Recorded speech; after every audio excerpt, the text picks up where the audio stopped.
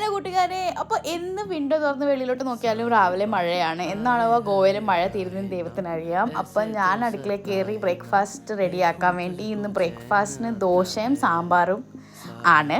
അപ്പോൾ ഞാൻ സാമ്പാർ നേരത്തെ ഉണ്ടാക്കി വെച്ചു. ജസ്റ്റ് കടുക് ഒന്ന് വറുത്താൽ മതിയായിരുന്നു. അപ്പോൾ ഇഡ്ഡലി ഉണ്ടാക്കണമെന്ന് എനിക്കൊരു ആഗ്രഹം ഉണ്ടായിരുന്നു, പക്ഷേ എക്സ്പെരിമെൻറ്റ് ചെയ്യേണ്ടെന്ന് വിചാരിച്ചു. കാരണം എന്ന് ഞാൻ ഇഡ്ഡലി ഉണ്ടാക്കിയാൽ അതൊരുമാതിരി കല്ല് പോലെ ആയിരിക്കുന്നത്. അപ്പോൾ ചേട്ടന് ഞാൻ ദോശ ഉണ്ടാക്കി, നെയ് റോസ്റ്റ് പോലെ നല്ല ക്രിസ്പി ആയ ദോശ. ചേട്ടൻ ഇങ്ങനെ മുറുമുറാന്നിരിക്കുന്ന നല്ല ക്രിസ്പി ദോശയാണ് ഇഷ്ടം.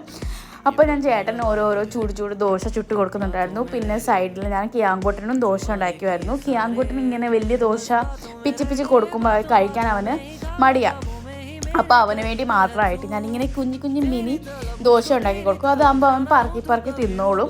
പിന്നെ ഇതിനകത്ത് ഞാൻ ഇച്ചിരി നെയ്യൊക്കെ ഇട്ടാണ് ഉണ്ടാക്കിയത്, കാരണം അവൻ സാമ്പാർ കഴിക്കത്തില്ല. അപ്പോൾ ഇച്ചിരി നെയ്യ് ഉപ്പൊക്കെ ഇട്ട് പിന്നെ ഞാൻ എനിക്കും വേണ്ടി കുറച്ച് ദോശയൊക്കെ ഉണ്ടാക്കി ഞാനും കഴിച്ചു. അപ്പോൾ ഇതിനെ കാണാൻ ടാറ്റ ബൈ ബൈ.